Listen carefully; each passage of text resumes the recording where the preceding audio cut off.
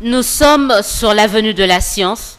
Au milieu de ce contraste qu'offre le paysage de ce quartier VIP de la commune de La Gombe, l'on retrouve aussi à rue. C'est dans ce centre que Thérèse Olenga et Ginette Martin ont passé une bonne partie de la matinée de lundi. Ces enfants, en plein apprentissage de la poterie, sont pour la plupart en rupture familiale. À en croire le coordonnateur de ce centre, les raisons sont multiples. Souvent c'est la sorcellerie et souvent aussi c'est la séparation de couples. Sa maman s'est mariée avec l'autre et l'autre. La séparation, là, ça crée aussi que non, l'enfant va aller dans la rue. Ce centre facilite donc leur réinsertion, mais doit faire face à de nombreuses difficultés. Les difficultés que nous avons surtout maintenant, là, c'est l'emplacement du centre.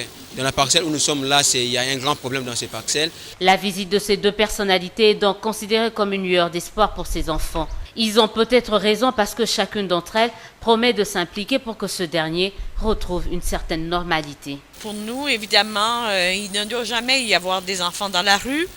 Ça n'existe pas des enfants sorciers. Alors si l'ambassade peut vous accompagner dans cet effort-là, ça sera notre plaisir. C'est peut-être l'occasion de porter à la connaissance du public qu'il y a déjà une politique de prise en charge des enfants en situation difficile dans les écoles. Parce qu'il faut donner, nous ne voulons pas avoir des enfants en dehors de l'école. Et en ce mois dédié à la femme, Thérèse Olenga appelle à une synergie d'efforts pour que rayonne l'environnement de la société congolaise. Tout le monde est appelé à contribuer, à donner le meilleur de soi si on veut construire.